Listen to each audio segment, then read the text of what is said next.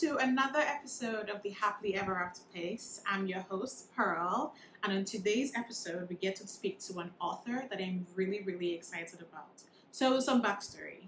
A few months ago, I received an arc for a book called The Huntress and the Four Horsemen.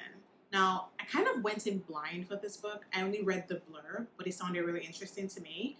And when I read it, I literally fell in love with the book from the first page. The world building alone just drew me in. And the more I read it, the more I fell in love with the story, the characters, the themes of the book.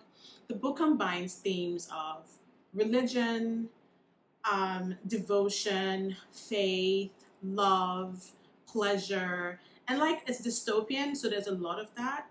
But I really enjoyed the way that the book used religious symbolism to tell such an impactful story that felt so timely. So anyway, when I finished reading the book, I just knew that we had to have Darby Briar, that's the name of the author, on the podcast. So I'm really excited that she decided to come on, and I'm very excited to chat with her about the themes of the book, about the ways that she explores divinity, which is one of my favorite things.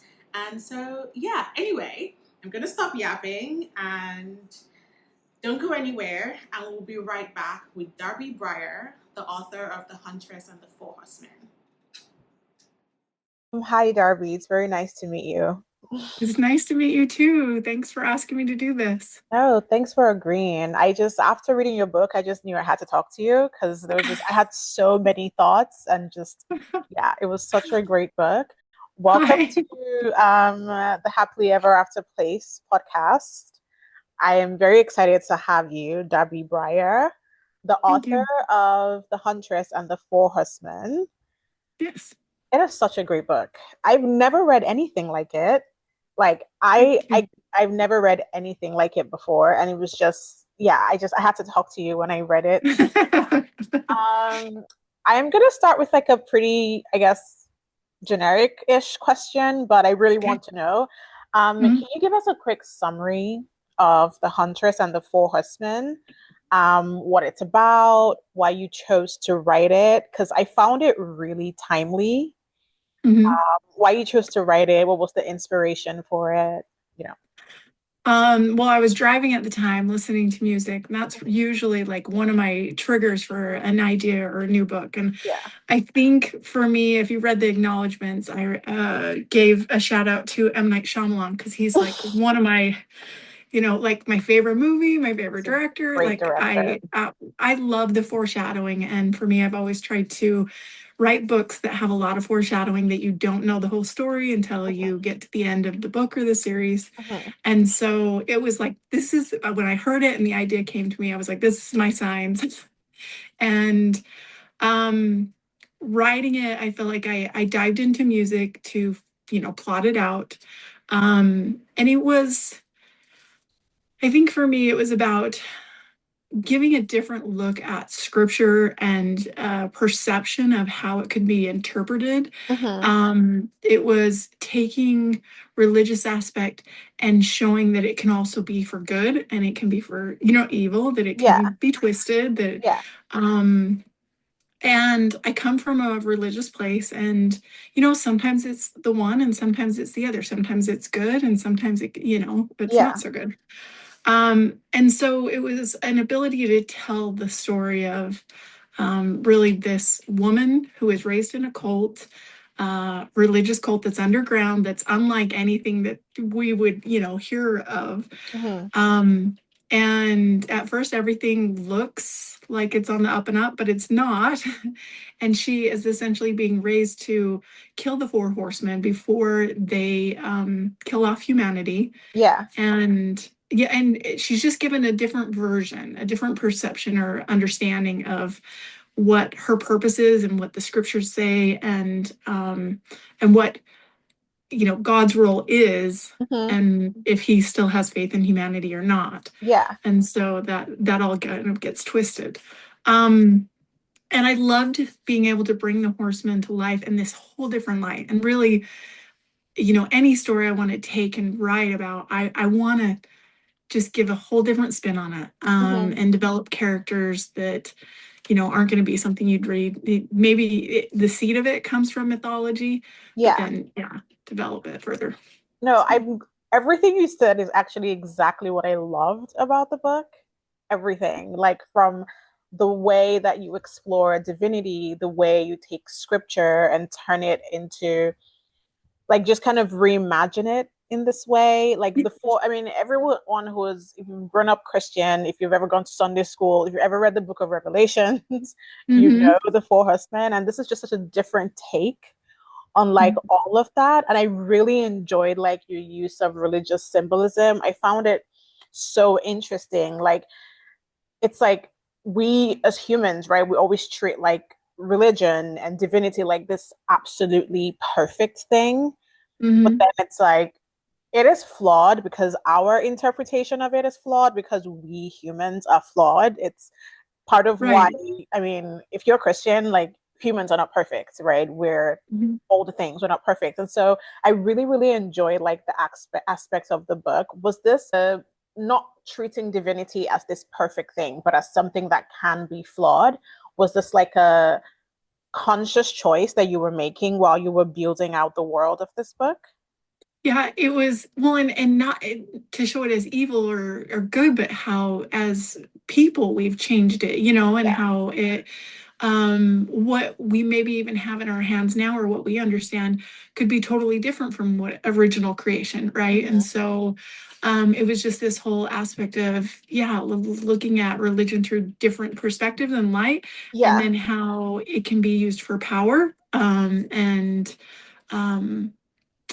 then too how almost she had to find her own faith. She had Mm-hmm. to, she was just, force fed kind of this other interpretation, right? Yeah. These two different books, the good Yeah. book and then this extension to it. Yeah. And but she had to abandon all of that to really understand what faith was, and it might just come from yourself and your Mm-hmm. own relationship with Mm-hmm. not just God, but like everything, right? The Yeah. world, humanity. Yeah. Yeah. Um, Mm. that's that's a great point that you bring up because I felt like Eridessa was such an interesting character to me. Like all the characters are, but I really want to start with her. She had such a strong sense of self. Like you Mm. notice it almost right away, even from like when we first meet her as a child. She's like she has such a big like personality, but she's like she just has her own way, her own idea of doing things. She has a commitment to her order. Obviously, there's a devotion there and to the mission Mm. that she's been trained for. But then it's Mm. like she makes some decisions that are kind of opposite of what she's being taught. Like, when a lot of times when kids or when you've grown up believing one thing, it's kind of Mm. difficult to question it. But then there's all these moments where Eridessa is questioning things, even from when she's Mm. a child. She's like, she wants to go play. Why can't she go play? And then when she reads the secret text, even though she knows she's probably going to get in trouble if she gets caught, but just that Mm. burning curiosity is like more Mm. important to her than like the consequences. And then even when Yes. she starts her mission, it's like there's this thing between what she's taught and what she's been trained for, but also Mm. what she's experiencing on the ground and how those things are influencing the decisions that she's making. And so it Mm. makes you wonder, like, was this when you started to create her character, was this how she showed up, or was this like the first iteration of the character? Was this like you wanted someone, you were writing a character that was curious, that would question things, that would kind of go her own way? Was that like the thought process when you were creating Eridessa? Yeah, I feel like it's a whenever I'm creating a female character, well, male too, it's like there's always this sliver of your own personality that you put into it. Mm-hmm. But also like she didn't trust anyone enough to tell them or talk to, like she had friends within the order, but Yeah. that a best friend even, but Mm-hmm. she believed so wholeheartedly what Mm-hmm. she had been taught and in Yeah. this man that was leading them, that she didn't even voice a seed of doubt, and Mm-hmm. to have, you know what I mean, to break that Yeah. kind of, yeah, Yeah. trust. Um, and so there's a little sliver of me in there, but I feel like by the time I really, because when probably got through the first draft, it's almost like I begin to then understand her. And so then Mhm. by the time I go back and do edits, it's like I know who she is and I start to shift maybe decisions as I'm Mhm. editing to Yeah. match in with who I've found by the end. Mhm. So yeah, it's kind of through the process you find them and their full Mhm. character, Mhm. and then you start to really shape it to, Yeah. to all fit. But Yeah. mhm, Um, I also really enjoyed this is push and pull between Eri mhm, and Oran and Pollock. mhm, I know you can't tell us too much because it's an ongoing series, but I was mhm. really fascinated by the fact that like Aries order is, I guess, kind of Catholic coded, like with the sisters and the priest-like character who's the Grand Minister, Judea. Yeah. I want But to say like fundamentalist and then yeah, also, they're like yeah, a little a bit like of, yeah. one of those like Hmm. sects that are like they're part of like this thing, but also on the Hmm. outskirts of it. Um, Hmm. but And they're I at hate to like odds. even curb it, you know what I mean? Even label it Yeah, anything, but yeah. exactly. Because I'm like, I literally am like, I don't want to label it as one thing, but Hmm. there's like the flavor is there, but it's Hmm. not all that it is. Hmm. Um, but they're at odds with the Horsemen, which you would think that like, I mean, as the story goes on, we start to realize that things are not exactly as they seem. But Hmm. she's so determined to save the world because like she's living it, she's seeing how things are, she's experiencing it, and like her conviction was so beautiful and like a commitment to hope and like just Hmm. the inherent value of humans. And even when Hmm. she's faced with so much evidence that like there's no hope to be found, like the four horsemen are here because they're like, this world is ending, God is done with it, he's not interested Yeah. in saving it. But she's like, we're saving this, you can't just throw it away. And I Hmm. wondered if it was maybe like commentary on how sometimes powerful entities like people, institutions can sometimes be so removed from those that they have power over that they stop seeing their value. Yeah, I feel like in a way that's what she's interpreting as God's. You know what I mean? Decision Mm-hmm. making is Mm-hmm. we've served our value. There's power in this world and every creation here, Yeah. and that's what she's at least being told and starts to believe that that's why he's Mm-hmm. turned his eye away, right? But for her, it was almost like making that decision that she did with the order. When she was finally chosen, Yeah. it's like that changed then her belief system started. That was the seed of change right there, because from when the world then fell apart and the catastrophes happen and she re-enters the world, she has no idea and she doesn't know these people. I mean, to Mm-hmm. her they are just what she's been told is right Yeah. humanity. But to see them little by little and to see, a plant grow, to see, hear the first bird come, like Mm-hmm. flutter after so Mm-hmm. long in silence and kind of this ash ridden world, it was like that's what starts to really have her appreciate just every, moment of life that she Yeah. witnesses, good or bad, because she Mm-hmm. can see, good and evil. But yeah, it's almost like that inward shame and guilt Mm-hmm. then flips for her to see life as precious. Yeah. So, Like it was such a beautiful thing just because she was so determined. She's like, we're saving the animals and we're saving the insects and the plants and the flowers because you could see how she learned to value like the mhm, things based on like the way she was interacting with them. Like she didn't have to mhm, do it. It's not exactly what she was trained for, but then you could right. see the ways that like experiencing it in person and seeing it and just feeling it and the way that she Mhm. felt. Like it was such a, I really loved that about her. Yeah. There's a part of And the book where Eri and Oran are having a conversation about the state of things, like based on the work he's been sent to do as a horseman. He sees no reason to save the souls that are left because it's like they're already doomed. They're just here to prove if they're truly finally doomed forever or if there's a chance at right. this stage. But yes, they need to Yeah. be weighed. You know what I mean? They have Exactly. And a Aries, weight to like, them you and they can't serve a purpose. exactly judge people for fighting so hard to survive when they've been pushed to the brink. And like, Hmm. I wondered if any part of that was kind of influenced by the state of things in the world. like, okay, I'm going to use like crime, for example, right? Yeah. Like so But to much. these, she doesn't understand who these souls are, and he does, No, So it's like they exactly. both have this, yeah, Yeah, like they different, both yes. have. He's like, I'm seeing things that you're not seeing. And she's like, yeah, Mhm. well, so am I. I'm seeing things that you're not seeing.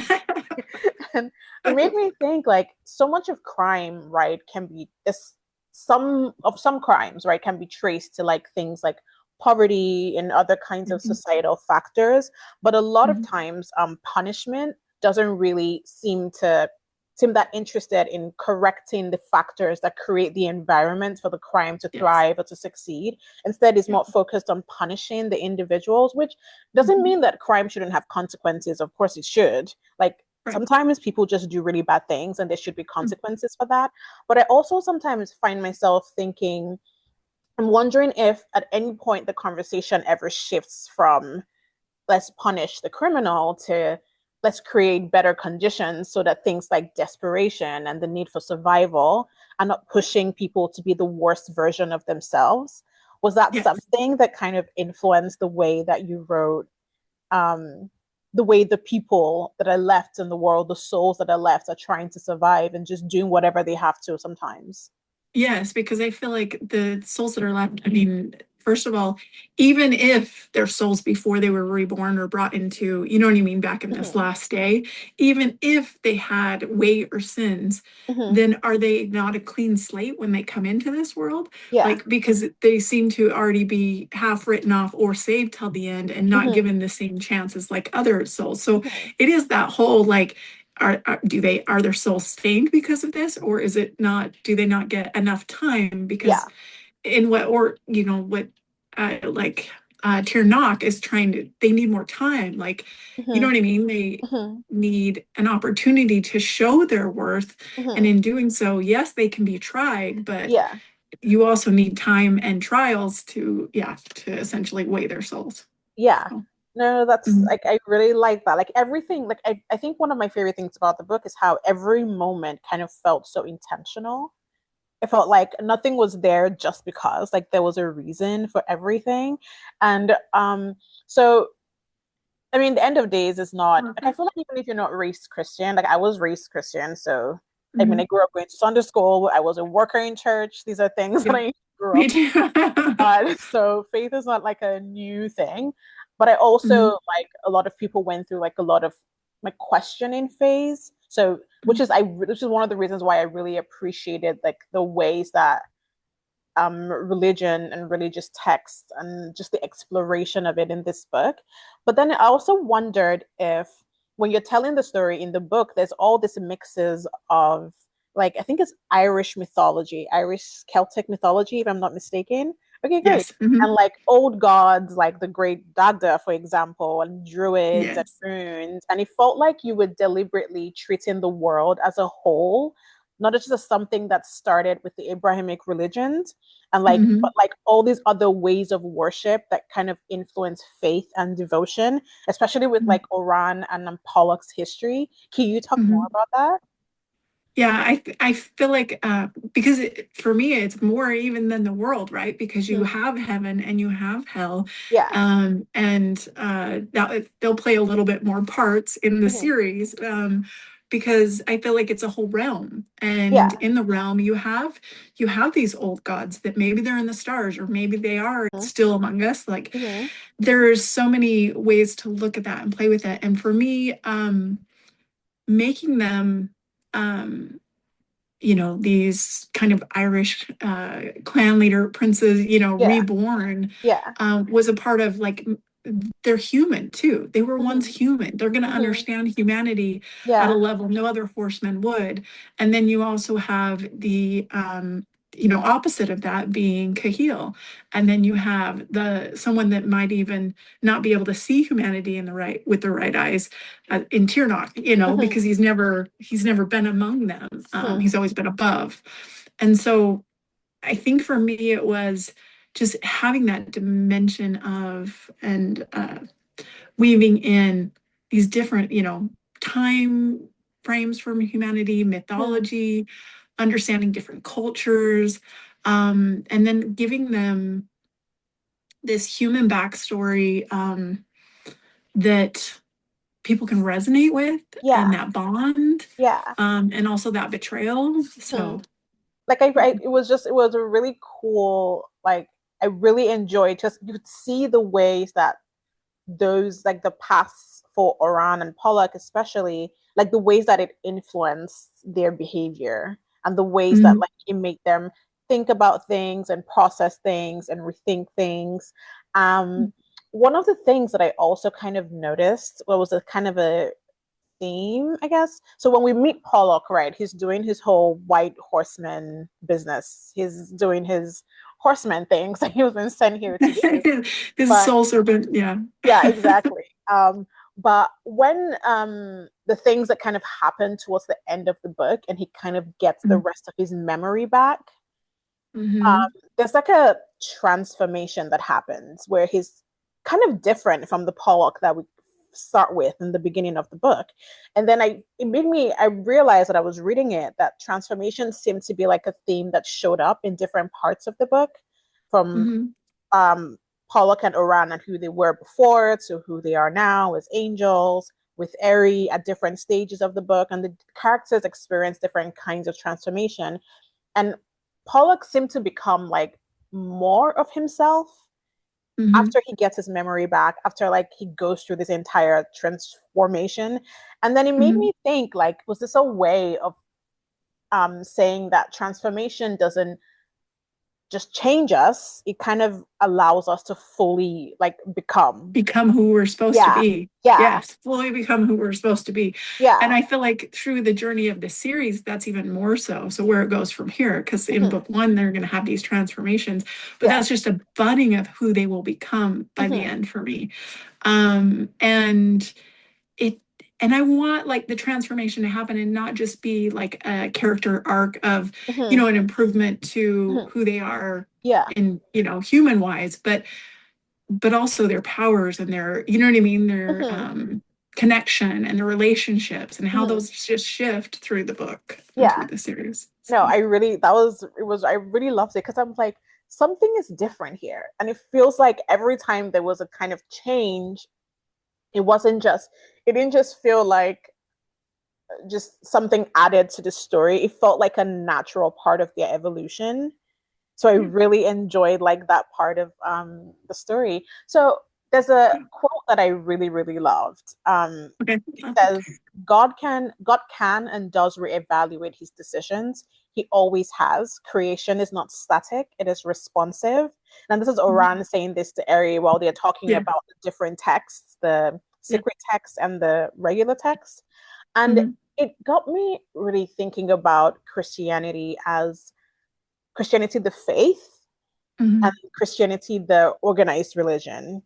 Mm-hmm. Because the entire concept of Christianity, right, exists because God reevaluated his decision. The God from the Old Testament is not the God in the New Testament. It's the same God, but he's behaving differently and he's different with his creation and he's more merciful. And he reevaluates things. It's like, okay, maybe I'm gonna not punish them as much. I'm gonna give them chances to redeem Yeah. themselves, which is the Mm-hmm. entire concept of why Jesus comes and all the things.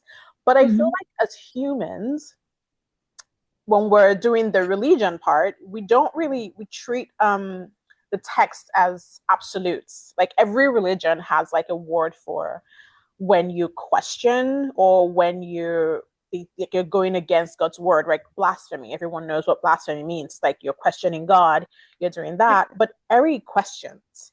And in that Mm-hmm. questioning, she makes Oran question too. Like the parts where Mm-hmm. he starts to be like, okay, maybe I can care for the animals and I can appreciate the plants and the trees and I can appreciate things a little more. And Mm-hmm. I'm not anti religious. I recognize the Mm-hmm. ways that faith and devotion and spirituality are a huge part of the human experience. But like you said earlier, like we also know that religion has been used to justify some truly heinous things. But Mm-hmm. can you talk about like this theme in the book about like reevaluating? I really love that quote that like creation is not static.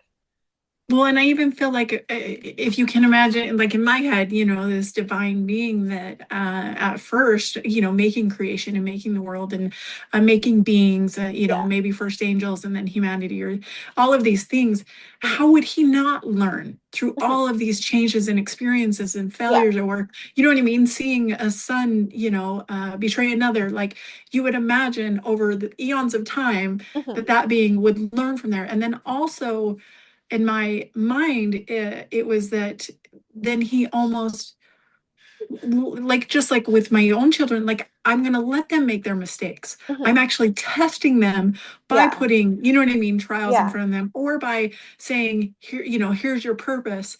But also there are signs for Oran that his purpose rests outside of taking life, Mhm. and you know what I mean, and sending it back, because Mhm. he is able to wield life Mhm. and wield nature, for Mhm. power and for other means. Mhm. And why would he be given that gift if Yeah. it was purely to send it, you know what I mean, Yeah. beyond, yeah, And there's even back? times So, where you can see like when even as their things are fluid and things are changing from the original mission, you can see yeah. the times, the moments where God is like aiding, like Hmm. helping in different Aiding and times. helping against Yeah, the rules. exactly. Against the rules, where he's like, okay, I'm making this decision. I'm gonna I'm help gonna you bend here. them. I'm I'm gonna, gonna give yeah. you a sign here. I'm gonna tell you, push you in this direction. And I Hmm. really, really enjoyed it. That was Yeah, really cool. when the tree gets struck, Yes. so that was a new addition, and that was one that was like, you know, because Cahill stands apart a little bit, and he did in Mhm. heaven, and then he does, but at the same time, God is sending a sign that it's Yeah. like, you know what I mean? There's all Yeah. of these just certain things because these are the people he's chosen, and this is Mhm. maybe his executioners, but I don't believe he believes even that. You know what I mean? Yeah. That there is, yeah, they're there to do a duty and serve a purpose, but even what's outlined, there may be some whole other design and purpose behind this that Mhm. he has Mhm. orchestrated that is far beyond the understanding of Yeah. everybody, and the readers and me, Yeah. in the book right now. So Yeah.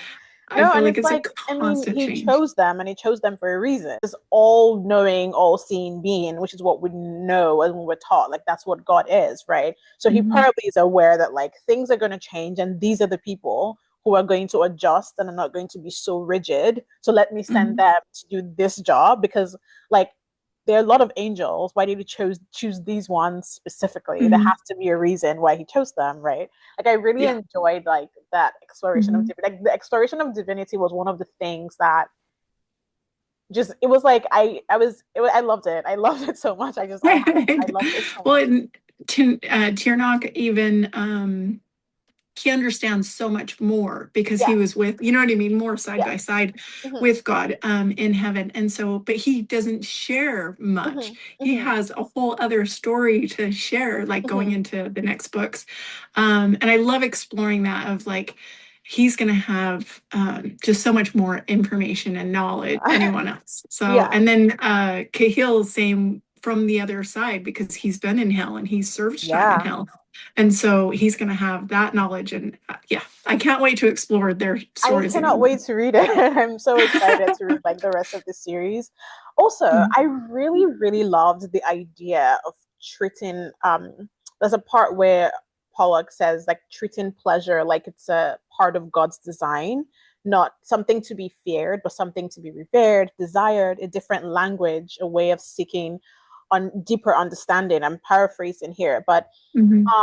why was it important for you to frame it this way when, especially in like religious contexts, physical pleasure is very often treated like something wrong and like it's a sin? Mhm. And like it made me really love because I one of the things I fell in love with the book was the dedication at the beginning. I loved it. I loved Thank the you. dedication. But then it's like I really also love this part where Pollock is like there's no sin here. This is about seeking a deeper understanding, and this is part of God's design. And why was it important for you to frame pleasure that way?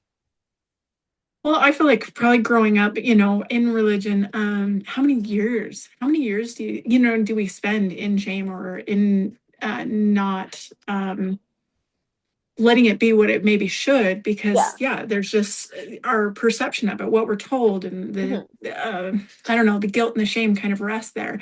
And Hmm. so breaking away from that, and maybe being given that understanding sooner, or never having that guilt and shame in the first place, Yeah. and being told that it is all right as long as Hmm. it's like with the people you love and the people you trust, Hmm. and exploring one another, and just a better understanding at that level, and more, communication. Then I think it doesn't have like maybe the world would judge it differently, but it doesn't Yeah. have to be any of those things if you don't let it, right? So Hmm. for me, it maybe is how it should have always been, and not been treated, or and taught that it was this other thing, because how liberating would then our daughters, you know what I mean, feel Yeah. about that, or be able to Yeah. communicate with us and with their partners, or yeah. Hmm. So No, because we do spend like a lot of time feeling shame about the things that we're mhm. feeling in our bodies. Like something is wrong with me for me to be feeling this way. I shouldn't be feeling this way. And Mhm. it does get in the way of like getting to know ourselves in this Yes. physical way. So like Mhm. seeing that in a book that had all of the religious symbolism was like a really it was a really, really cool addition. I really loved that about Yeah. it too. Well, and communicating with the partner, because if they're feeling Yeah, the same things and you know what I mean, and they exactly. don't want to talk about it. Yeah. Yeah. So I just imagine if that was never something that Hmm. was a seed planted in our heads and in our Hmm. lives, Hmm. what kind of relationships, physical, could we Yeah, have had, or could we have? exactly. Yeah. Yeah, no, yeah, that's it was really cool. I really loved it. So the book is the series is a Why Choose like Mhm. series, right? And it's kind of a delicate balance writing Why Choose because I feel like Mhm. building connection with one person is hard enough, but building connection Yeah. with multiple partners is even more complicated. And I kind of wanted Mhm. to ask about this because, and I know you can't really tell us much because there's still Mhm. more to come in other books, but the way that Aries' relationship is kind of she's like a different version of herself with the different people. Like with Pollock, it's like Pollock had this felt this instant connection to her. Like the moment Uh-huh. he noticed her, like in the crowd, and he felt her presence, and then even Mhm. when there's like this explosive, intense thing with Pollock, while with Oran, it's just kind of like her softer side because he's more like he's such a yearner. Like I love Mhm. that about him, and I really love that when he's talking, even when he's like doing like love declarations, he sounds like he's quoting scripture. I really, really loved it about him. And so I'm Thanks. like, I'm trying to imagine like what versions of Eri are we going to discover when we start to see her more with Cahill or with Tiernak? Like, what is? Mhm. Can you give us anything? I just from what I feel, and like can already, for me it's almost like a sense, Yeah. like I can kind of sense this. I feel like Cahill in a lot of ways is going to be demanding, punishing, Hmm. like a harsh teacher, but Yeah. also her biggest cheerleader. You know what I mean? Like Hmm. when she succeeds, yeah, he's going to push her, but he's Hmm. going to be the reason she achieves so much at the Hmm. same time. And then with Tiernak, I feel like that is her other equal. Like that is her, in a sense, has a very similar mind to her and similar thoughts. It's almost going to be like this divine connection that is, you know what I mean, an Yeah. understanding at a level that, yeah, that others can't even Hmm. grasp.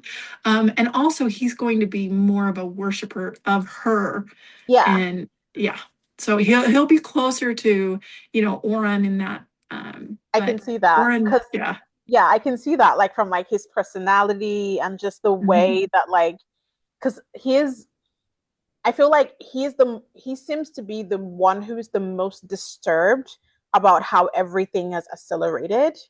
Mhm. He's like, oh, they need more time.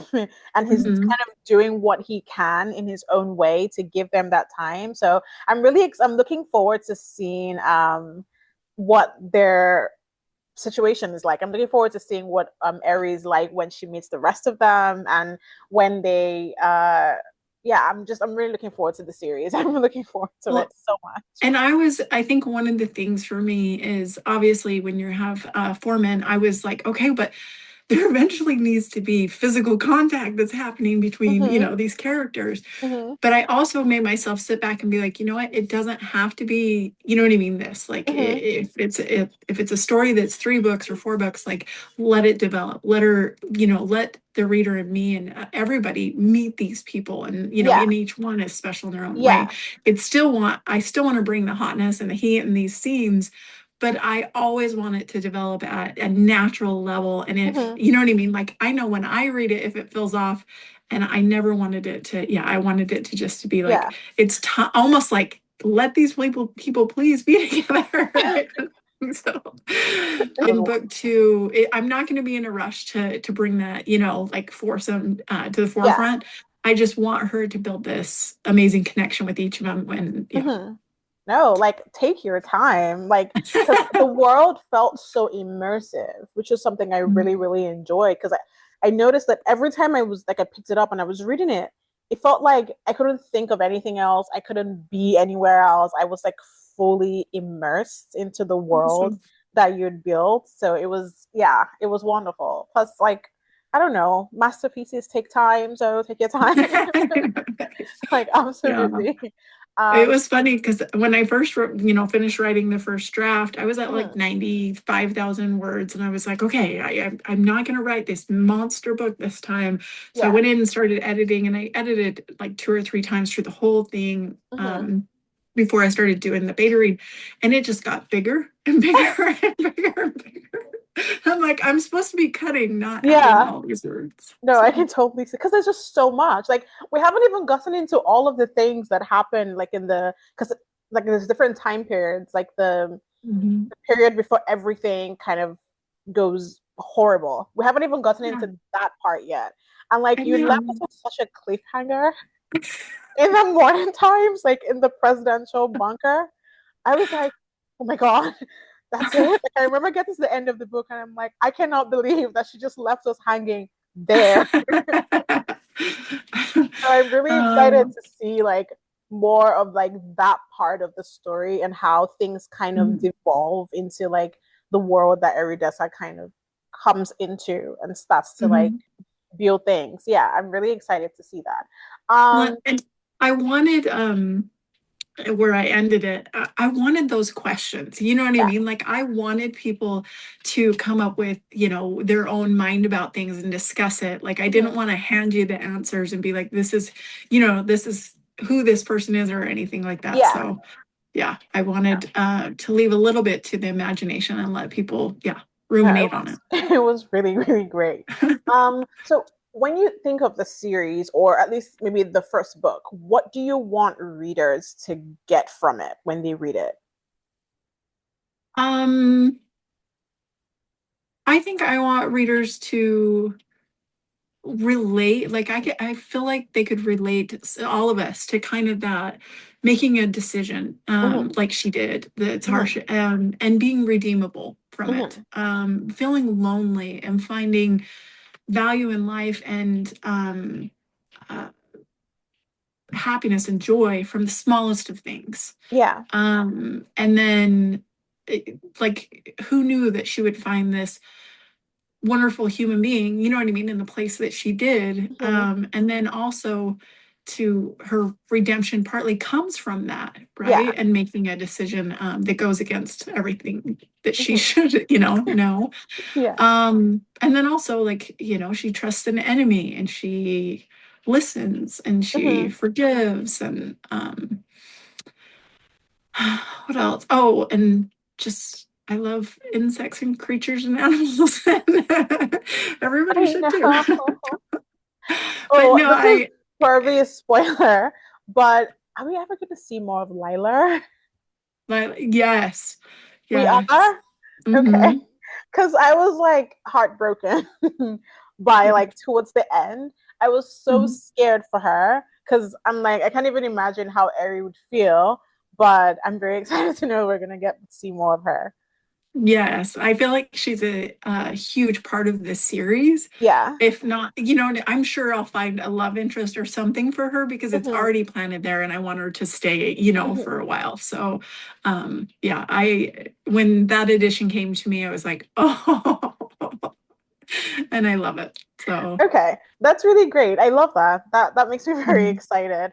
Yeah, look, there's just so much about this book, but I wanted to ask because I know you said you don't want to rush, but do you know how many books are going to be in the series like altogether? Well, at first it was going to be a duology. Mhm. And then I thought there's just no way, you know what I mean? I'm going to need more time. And then I'm like, it's the Four Horsemen. It's got to be 4 books. So 3 or 4 is my final answer. Okay, no, So, I love that. mhm. I am down for it. Because I feel like this is a world that you, it's like the kind of world that you want to spend more time in and just kind of watch things unfold, and you want them to Mhm. have enough time to just, Yeah. um, I wanted to ask you a few rapid fire questions. Okay. Is that okay? Yes. Okay, cool. These are just fun questions. There's no wrong answer, so whatever you want to answer is totally fine. Okay. Okay. My first question is if you could write only one trope forever, what would it be? Probably enemies to lovers. I love I it. feel like that's second chance or enemies to lovers. Yeah, Yeah. I love those because like there's so many places you can go with them. So I I really love just feel backstories and yeah, yeah, history. Yeah. yeah. Mhm. No, that's awesome. Do you remember what the first romance book you ever read was? Um, First romance one. It might have been. I mean, the Da Vinci Code was really the first, you know what I mean, that had Mhm. love like in it. Yeah, And I think the yeah. seed of that, along with all the mystery, was like, Mhm. oh, okay, this is something. Oh yeah. So after that, I want to say I probably went to like Twilight or something. And then yeah, I know that J.R. Ward though stole my heart with hmm her Black Dagger Brotherhood was like, oh, that just my mind exploded. Yeah. Yeah. So Okay. Those are great. Those are great. I love those. Do mm. you have a favorite book? I have one that I recommend quite often to everybody because I think Yeah. everybody should read it. And an author that I'm like, okay. Mia Sheridan, Archer's Voice is hmm that. Yeah, I've read it multiple times. Any book from Mia Sheridan Yeah. is phenomenal. And then Crossley Cole, I love she, Crystal. yeah, Immortals After Dark series. Yeah. Yes. I love Chrissy Cole, and she has this mafia series that I've read so many times. The The Professional, professional and like, The yeah. Masters, the Game Maker Yes. series. Oh my God, I've read those books more times than I can remember. They're like, I love them. I can Yeah. never get enough of them. I really, She really just has an ability to write suspense, but also yeah, steamy scenes that yeah. are absolutely amazing. Yeah. No, I agree. I agree. I love her Mhm. books. Yeah. What is your favorite genre to read? To read, Yeah. um, hmm, I actually, and this is probably because I'm a writer and I just Mhm. want to sometimes read something that's just not related, like it's giving me a Yeah. vacation from what I'm writing. Yeah. So I actually love like romance. I Mhm. love me some Mhm. hot No, no, like no. I can see that's that. it's one of my favorites. Lily Morton. Mhm. I love her writing Mhm. and it just takes me so far away from what I'm currently working on. Yeah. And yeah, that I can read and I can relax and just enjoy the story. Mhm. And there's some really good ones. There's one that I'm really looking forward to that's coming out, I think in September. Hmm. It's by LJ Shen, Fallen Rook. I'm really Oh, looking yeah. forward to reading it because it's part of like a series, but Mhm. I'm really looking forward to. This is the first. I think this is the only one in the series, but yeah, no, there's a lot of really good ones. Plus, like I don't know, do you watch Heated Rivalry? Do you watch I it? haven't, don't watch that much TV, and when I do, it's usually a movie. But no, Yeah, I've seen things here or there, but I've never seen the you heated should watch Heated rivalry. Rivalry. It's really good. It's a really good like romance book adaptation Hmm. because I feel like there's a few adaptations where it feels like you can kind of tell that the filmmakers did not really respect the material a lot, but with Hmm. this one you could tell that like they really They do. wanted to bring like the source material to life, and it's a really beautiful Hmm. adaptation. Yeah, it's really great. You should read it. we should watch the show. Like, I'll give it a yeah, chance. you should watch. Plus, it's just 6 Um, episodes, but it's really good. yeah. Um, what is your favorite romance novel to screen adaptation? Do you have one? Like, it could be a film, it could be whatever. Romance novel screen adaptation. Yeah. I don't know. I'd Okay. have to pass on that one. Like, No, I'm that's trying to think, okay. but nothing's coming to mind. No, that's okay. What is a book that you've read that made you feel like, wow, I kind of wish I wrote that? Uh, I would say that I wish that I wrote it, that blew me away. Um, TJ Klune is probably one of the House on the Circulant Sea. Hmm. It's probably one of just I think he writes cultural events issues Hmm. better than anyone. And it held such meaning, like about adoption, about also what they face as far as Yeah. prejudice. So that one really resonated with me. Hmm. Even in college, when I was going to school for creative writing, I mentioned it a lot because I'm like, I think more people need to read that. It doesn't have a heavy romance, Hmm. in it, but his books just make you think so Yeah. much more deeply. Hmm. And yeah, that's what I'm like, yeah. Yeah. I'm gonna add that to my TBR. I'm definitely gonna add that. Oh, I love. What is a film? Because you said you watch more films. You don't really watch a lot of Mhm. TV, but when you do, you watch films. I love that because I'm a filmmaking is like a part of my life. So I'm a film Mhm. girl. I love film. But what is a film that you've watched that you thought, this would make a great book? Great book. What do you think? No, it might take me a minute to come up with one. No, it's fine.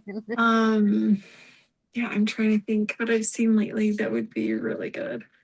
Well, Practical Magic, like that would be, Hmm. I love Oh, those. that is a good one. Those Yeah. are my favorite because those could really be extended and to have fun with the Yeah. plot.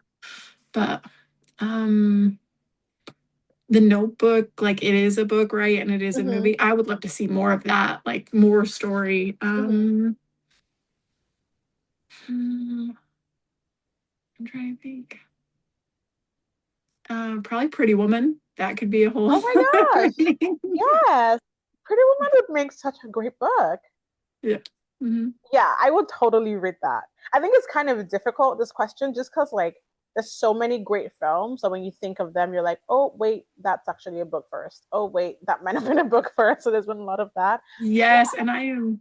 Yeah. Yeah, and I have been to the movies a couple times lately, but I'm telling you, most of my knowledge on movies, like when I was a kid, I was glued to that TV, and Hmm. so I'm gonna throw out all the old movies from when No, no, no. I love that that. generation. I Yeah. love that. Like Pretty Woman is like one of those, like it'll forever be a classic. Like I feel like it's timeless. Like it's the kind of Mhm. story that you can tell. I can't think of a single like time period where you couldn't tell that story and it Yeah. wouldn't feel like, And could a writer really give you an accurate portrayal of Julie Roberts' smile when he snaps that thing? Like, if you think about it, nobody can duplicate that, So, no, yeah. mm, This is true. I agree. yeah. What is a book that you've read in the last year that has stayed with you? Okay, right in the last year. I would say there's so many, but like right now I'm Alice in Wonderland for me. Hmm. It's a retelling, so I'm not reading it, I'm listening to it. Do you know how many Yeah. times I've re-listened to that? I have never understood Alice in Wonderland like I understand Alice in Wonderland now. Yeah. And I get so much joy from listening to it, Mhm. even if it's for 10 minutes. Yeah. Just her snarky nature at times, Hmm. and then also the trials that she goes through. It helps me in my own because I'm going through my own stuff. And so for Yeah. me, Alice in Wonderland, and I don't think anybody has ever like hearing Frankenstein for the first time, and I never knew the real story, like what it was originally, and the real story. Like Hollywood's version of it was what I believed. Mm-hmm. And so having the classics, because I've now dived into some of those, Yeah. I had never done that before, and how Yeah. much maybe it's broadened my own knowledge of writing and Mm-hmm. character development. Mm-hmm. That's probably the most, yeah, that has resonated with me is, diving into the classics and getting to understand them at this Yeah. level, and then finding joy from Peter Pan and from Alice in Wonderland and Great Gatsby, all of these. That's No, been yeah, no, great. those are really good. There's a reason that they are classics. Yeah, I feel it's like not there's a like reason that they are they are, and classics. for so long it was like, you know what I mean? They're older stories. Like I enjoy reading Yeah. what's new, what's out there, but Mhm. they're timeless. They are. Like, I'm currently reading Alice in Wonderland retelling that I'm really enjoying. And Mm-hmm. it's just like it's making me want to reread Alice in Wonderland. Yeah. See, and I've started a dark retelling that I wanted to do. Yeah. Um, it has a little bit of like pop culture and stuff that I would pull Mhm. in. Um, but it's a down the road finish. Oh, So cool. yeah, other things are more pressing for me, but Yeah. No, mhm. that'll be fun to read. I hope to see that one day. Did you see the Frankenstein film, the I Guillermo haven't del Toro yet. one? You should see it. I feel like Yeah. it's a it's probably my favorite of all of the Frankenstein films, just Hmm. because I feel like it. I don't know. It probably feels closest to what Mary Shelley had in mind. But yeah, it's a really good, like, I love the way that it explored it just beyond the here's the monster, here's the person who created the monster. Just it goes deeper than that. And yeah, Hmm. it's a really good, I feel like you should watch it. I know. I'm like, I Good. haven't seen it yet, and it's on my list. But yes, Yeah. we just watched Interstellar last night, and I had never seen that. My Really? daughter's like, yeah, she's like, you need to watch this. I So am so glad you've seen it now. What did you I think? Did you like know. it? I did like it, yes. And I'm like, Yeah. I can't believe I've gone this long without seeing it. So I need to just make a list and Yeah. It's definitely one of my absolute favorite sci-fi films ever. Mhm. Interstellar. It's so good. Like, yeah. The first time I watched it, I was like, oh my God. Like, it blew me away. And I feel like that just never changes because every time I've rewatched it, I'm just like, this is such a brilliant film. But Mhm. yeah, I'm glad you've seen it. When did you know that you wanted to be a romance author? I knew when I watched Secret Window and Johnny Depp is in a cabin and he is writing, and there was just this light bulb moment that I was like, I don't know what it was about it, but I'm like, I want to be in a cabin by myself and just write stories, just let my imagination run wild and not Yeah. have to have, the world and responsibilities. Like it was Mhm. just like, I want that. And I know Yeah. it's like this whole psychological thriller, and then there was also a moment after I saw like Dracula 2000, Mhm. and I absolutely loved the plot, and I was so dialed in and just enthralled with this show. And then Mhm. something changed, the plot changed, and it went left where I thought it should go right, and I was upset. Like I was really upset enough that I started writing my own version of that because Really? it irritated me enough that that's really what got me sitting down and putting pen to paper. So, Oh, I love that. yeah. I've written fan fiction before, and this is the exact reason why I wrote it. Because I'm like, I was watching a show and everything was going great, and then it just went left, and I was like, what? Why is this what happened? So I needed for my own sanity to write in a different way. Just like Yeah. my brain it would just not leave my brain. So I totally get the Mhm. impulse. Like, I feel like it's one of those sometimes, especially when you're doing like creative things, it's like sometimes Mhm. it just grabs you and it's not gonna let go until you're Yes. like get it out of your head. So Yes. Like your brain, wants this is how it needs to end for yeah. you. Yeah, no, that happens. Mm. If you could write a different genre, what genre would you choose? Well, I don't know if you've read the motorcycle romance ones that I have, but No, so I haven't read those yet. I'm working on book 3 of Yeah. that series. Oh, And cool. then besides that, I have a list. Like you would not believe my Google Drive list because I have titles picked out. I Yeah. have some of these plotted. Yeah. Um, but I would say there is a um like a Scottish mythology region, not Cool. region, it has a little bit of Regency, but it also Mhm, has fantasy. mhm. That is one that I'm like, one of these days I want to dive into it because it calls to me a lot, like I Yeah, the need to write it. And I'm like, yeah, no, wait, I've got to finish these others first. yeah. It's and one of the reasons I went to motorcycle romance is at first I was writing a paranormal saga, Mhm. and I just thought I don't have the chops yet. I really need to improve my writing. I've got to, before I write this series. And it's funny because I almost, even though I'm a good writer now, I still feel that way for that Yeah, story. yeah, And so I just can't imagine, like, at that time, the kind of writer I'll be when I finally am like, okay, or I'm going to write this one. Because yeah. I feel like I put these books ideas on pedestals, and I'm Mhm. like, I can write this one now. I can write this one now. So, Later.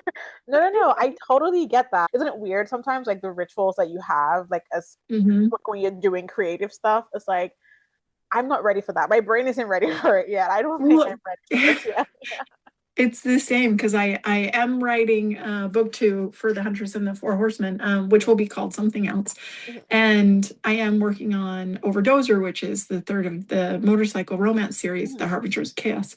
And so, but it's ultimately my emotions that are Yeah. telling me, that whatever one is burning inside me, because when I sit down and write, it's like I can feel Mhm, where that emotion needs to go and where mhm, it, rests.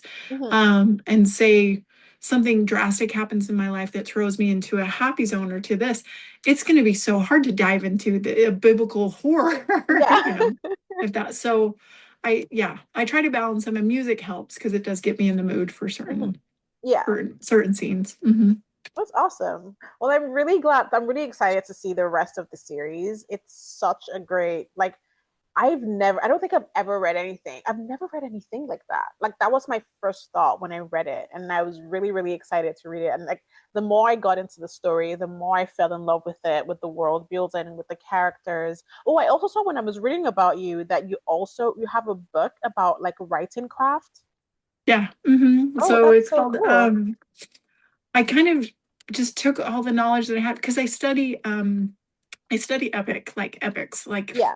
Harry Potter, Star Hmm. Wars, Lord of the Rings, all of these Hmm. epics. And I studied from, in class, and then also his books of David Farland, who wrote The $1 Million Outline. Hmm. And it was about finding, the method of to write these phenomenal fantasy Yeah. stories and how to do that. And I thought, that's what I want to do. And I want to teach people how to do that, but how to do it writing romance, because you can take all those same aspects and there's all these things missing in order to do it Yeah. with romance.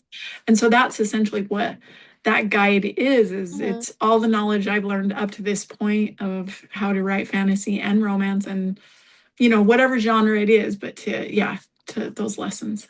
So No, I love that. That's really cool. mhm. I added it to my TBR when I saw it because I was like, oh, this is so interesting. And I love reading books about writing and craft. It's always fun to like read about the things that other people have learned. Like it's like I think Mhm. that's really cool. Yeah. Well, I'm really excited to read the rest of the series, and I definitely want to read the motorcycle one just because like I'm like, I think it's Harbingers of Chaos, right? Yes. That's the Hmm. one. I really want to Yeah. read it, and I'm very excited to see where the rest of Eridessa and Pollock and Oren and Tiernan and Cahill and where their story goes next. Mhm. Thank you so much for coming on the podcast. This has been a really This was wonderful conversation. fun. I've had Yeah. so much fun. Yeah, thank you so much for doing this. These were phenomenal questions. I enjoyed myself immensely. So thank Thank you. you. Thanks I for having really me. appreciate it. Thank you so Bye. much.